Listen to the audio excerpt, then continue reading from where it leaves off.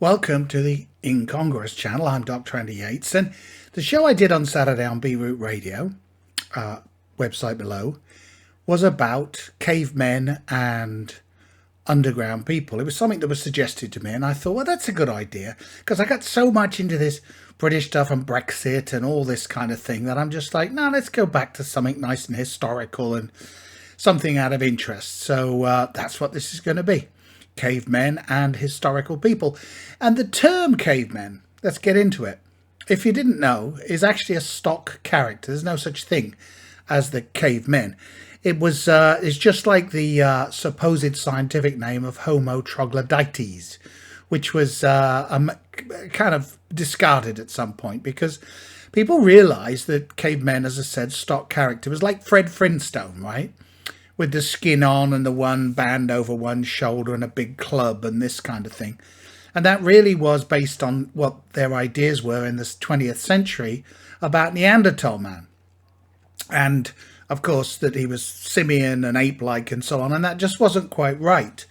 I mean, Neanderthal man kind of merged into Homo sapien, and we know that genetic studies have shown that there's a lot of Neanderthal DNA in Homo sapien, us, right? So at some point, kind of the races got together, and there we are. That's how it ended up, because caves weren't a good place to live. Number one, because they were cold, damp, dark, that sort of thing.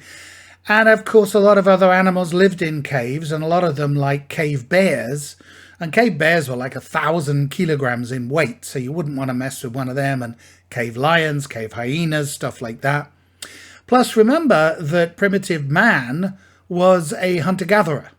So once you've hunted and gathered in that particular area around the cave, there'd be nothing more to eat, you'd have to move on. So they lived in tents and makeshift structures that they would move as they moved, following their source of food.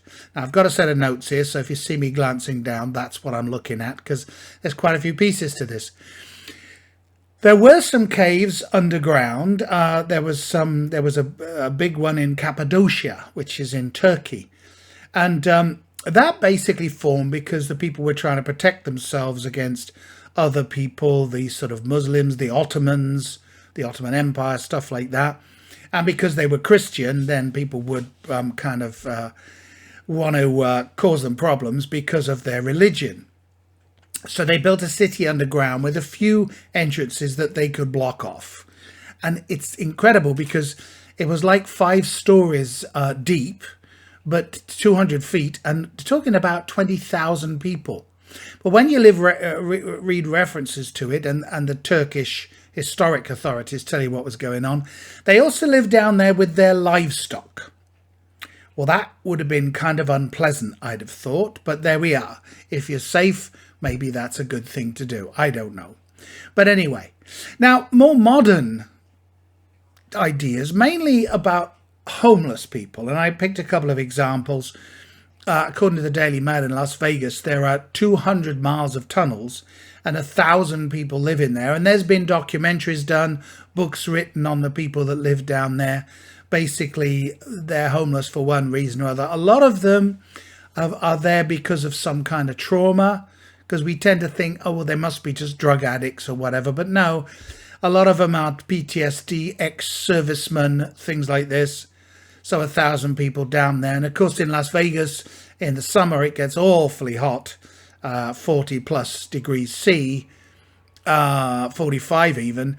So you need to get somewhere out of the way, and that's where they would live down there. And they created a kind of society, and which is where they live. Of course, they're living off the grid, which is also a choice that a lot of people like to do, because they don't want to be pushed upon by the authorities and told what to do and stuff like this, and then end up having to live up above ground on the streets, which is dangerous and that kind of thing. So that's where they would be in Las Vegas. Now, according to Wiki, there's the same sort of thing in New York. Slightly different, though, because one particular example was a thing called the Freedom Tunnel. And the Freedom Tunnel, the idea was there was this guy called Chris Freedom Pape, who started creating massive and very artistic works of art with graffiti. And they become recognized as, you know, works of art. and so on. And unfortunately, it was created down the Amtrak train tunnels that run under Manhattan, New York. And of course, from time to time, they would suddenly say, hey, we want to start running trains again. And then they'd shift all these people out. And at one point, I do believe they painted over a lot of that artwork, that graffiti, which is kind of not such a good thing to do. But people still go down there, urban explorers and other graffiti artists, just to check out the work, which has remained that the Amtrak people didn't paint over the top of. So you get that. Okay. And of course, the Freedom Tunnel also meant people down there who were seeking freedom. They wanted to live tax-free, and they wanted to live without the burdens of another society, the police and so on, watching over them. So that's freedom. Now, BBC Andy Dangerfield in November 2014, and he wrote an article and so on, broadcast on what lies beneath London. And we're talking about Clapham South here, because they built this deep line railroad under the city, but unfortunately they ran out of funding, bad planning, whatever, and it never got finished. But you still had these tunnels down there. So of course in World War II they were used as an air raid shelter for about 8,000 people. If I quote somebody from London Underground, a guy called Philip Aish, he said, and this is during World War II, 8,000 people could have survived quite happily down there. But what he said was a big concern of the government was of a troglodyte society, so a cave-dwelling type society, forming if people got used to living underground. Cowering in holes in the ground was not seen as a British thing to do in the Blitz spirit. So better that they should have been above ground and perhaps blown up by bombs and stuff like this than safe underground. But of course, you've got to put it into perspective that the government had underground bunkers, tunnels, and of course so did the royal family, because they were meant to be kept safe, but the people had to show the Blitz spirit to be up there when the doodle bugs were coming over. There you go. All right. But of course, that same Clapham South set of tunnels, interestingly enough, were used when in 1948 the Empire Windrush docked at Tilbury Dock, carrying 400 Jamaican immigrants who were encouraged to come to the country because Britain needed rebuilding after World War II. So, of course, they were encouraged to come and do the work and so on and so on. And it's the same descendants of those Empire Windrush immigrants that actually they wanted to kick them out. Theresa May, who was Home Secretary at the time of this scandal, wanted to kick him out of the country. Well, she then became Prime Minister. Amber Rudd became the Home Secretary, and Amber Rudd, took the hit for Theresa May. And of course, as you know, Amber Rudd's back in the government again in a ministerial position in the government. So it really didn't do any harm, did it? And I think that was probably part of the plan. But that's just a conspiracy of mine. Right. You get it. But it's interesting that these Windrush people were taken off the boat, taken by buses to that underground air raid shelter, which couldn't be used during the Blitz for people to stay there, but could be used to house the Windrush people until they found alternative accommodation and jobs and whatever. So that's an interesting bit of history, isn't it? Now, here's a very, very interesting one. And I got this from Britain Explorer, Cave Houses, Kimber Rock Houses, if you want to look it up. Couldn't find the name of the exact author, so apologies for that. But it was all about the original Hobbit holes. Now, the theory was that author J.R.R. Tolkien actually was influenced to create his Hobbit characters and that environment and everything from his environment. Because nearby to where he was in Birmingham in the Black Country was Kimber Edge, which is in South Staffordshire. And there are historic sandstone rock houses up there in a place called an outcrop called the Holy Austin Rock. And people made their homes there by tunnelling into the sandstone, which was obviously soft. Now, J.R.R. Tolkien lived in Birmingham nearby, and so he had the comparison between this beautiful little rural kind of village with the rock homes and the little gardens up in the rock homes that you had to get to by steps, just like Bag End in the Shire, which is where Bilbo and Frodo lived, right? In their little house with the round door. Now, I don't think they had round doors up at Kimber Edge, but they did have these little houses. And of course, there is J.R.R. Tolkien living in the filth and the pollution and so on, and the flames from the blast furnaces and all this kind of thing going up. And then he has knowledge, or maybe he visited Kimber Edge and he's looking at the Kimber stone houses, and that gave him the idea for the model for Bag End, right? And it's kind of interesting because of course, there's a comparison to that where he's living in the darkness, the filth and the pollution and all this kind of thing. That might have given him the inspiration for Mordor, ruled over by Sauron. And you could even stretch that analogy a little bit and say it was all about the dark forces, of the Industrial Revolution against this beautiful rural setting, which was the more natural way of having things. Dark versus light, good versus evil. You get it. Okay. And quite interesting to find that. And of course, what they've done now, because they were left in the 1960s and started to get into a state of disrepair, they've now been taken over by, I think, British Heritage or whatever. And the restoration has gone on. So they've now become a tourist destination again, because in J.R.R. Tolkien's time they were a tourist destination. Now they are a tourist destination again, because they've been internationally recognized as quite an important thing, as being the largest rock house habitation in Britain, and actually the one that was most recently occupied.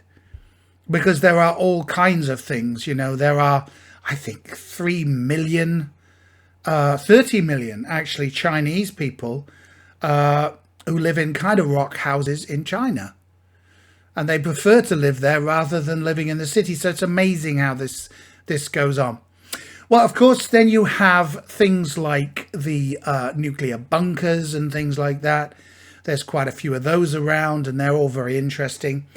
The idea of people living underground, usually the government or some kind of secret base and so on. But of course, as soon as you have secret bases, you have conspiracy theory. And conspiracy theory, well, one of the ones you're going to have, of course, is going to be about UFOs and aliens. And I think there's a big nuclear bunker that's been decommissioned under RAF Caution. And nearby, there's another base nearby, which UFO conspiracy theorists say, well, that's where the UFOs were. And in this place under RAF Caution, that's where they did experiments and worked with the aliens and tried to gain their scientific knowledge and stuff like that. And whatever. Okay. I mean, who knows? It's still secret. People aren't allowed in there, so who knows? But you take it as you want. And finally, another one where talked about underground bases, underground cities and stuff is, of course, Antarctica. And there's all kinds of conspiracy theories and different things about Antarctica, because it's such a spooky kind of destination, because it's not like you could just go there on the bus and take a look around, because you need an expedition and support and food and heat and somewhere to live and stuff like that. And of course, that was always the idea, because when Hitler died at the end of World War II, there was a question about, well, where's his body? And then some people said, well, the Russians took it. And I think the Russians said, yeah, we've got his body. But if they had his body, wouldn't they have displayed it or something?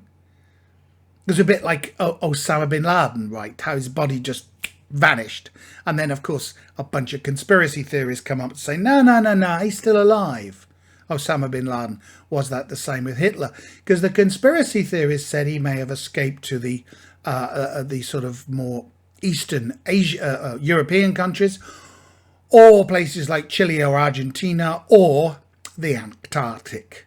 And of course, the Antarctic's such a spooky place. And unfortunately, a guy called Admiral Byrd from the US Navy went down there in 1947 on an expedition, and he had a ton of stuff. He had 4,700 men, 13 ships, I think 33 aircraft. He was going to establish a research base.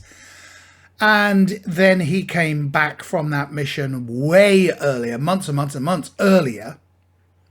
The official explanation is because of the weather, but he came back earlier and then he made a report to a Chilean newspaper, which you could translate to say, oh my goodness, there were super fast aircraft there and all this kind of thing. Or you could just translate and say he'd gone to the South Pole and basically said, you know what?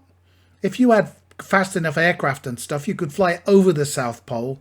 And so the Americas was not safe from the South. They knew it wasn't safe from the North, but now they had to accept that it's not safe from the South because people could circumnavigate the world and so on. Don't know. And then they came up with a secret diary that nobody knew about, and conspiracy theories. I like them. I think they're fun, but aliens, right? And it didn't help that Antarctica's just had a whole bunch of visitors, people like the Russian Orthodox Patriarch of Moscow, people like the US Secretary of State John Kerry. Why would he go down to an Arctic wasteland? People like Prince Harry. Oh yeah, he went down there. Oh, he had a reason, something to do with the charity or something like this. But then Buzz Aldrin, an Apollo 11 astronaut, went down there. King Juan Carlos of Spain. It's like, what's all this interest? And it just feeds the conspiracy theories. And you've only got to look online on Google and look at Arctic alien bases or Arctic UFOs, and you'll find a ton of stuff. But anyway, so that's what that was about. I always like to put a bit of paranormal into my shows. I think it kind of makes it interesting. I mean, and that's what I'm interested in. Not the belief in conspiracy theories, but just the conspiracy theories themselves, almost as an intellectual exercise. Whatever. Anyway, that's what my show was about. And you'll find that as a podcast on www.drandyyates.com. See the bottom of the screen. And there we are. It's if you're interested in this kind of thing, go and have a look. There's a lot more information in there, of course, a 90-minute show. If not, my next show's on Beetroot Radio. I'm going to do one on oil. And of course, oil is not just the fact that of its discovery and its history, but also how influential it is around the world. And it's interesting when you look at conflict and other things around the world, how that very much relates to who's got the oil, who wants the oil, who uses the most oil, that kind of thing. It's almost like you're drawing a map of where the next conflict's going to be. So that's interesting. And the one after that's going to be back to the politics again, pretty much, about the not so united kingdom. So we're talking about, they keep saying that Boris Johnson is probably going to be the last Prime Minister of the United Kingdom, because other countries, Scotland particularly, wants out because of the EU Brexit thing. All right. So that's the way it is. This is the Incongruous channel. I'm Dr. Andy Yates. My pleasure to be here. And all I can say is please like, share and subscribe the YouTube video. And please take care.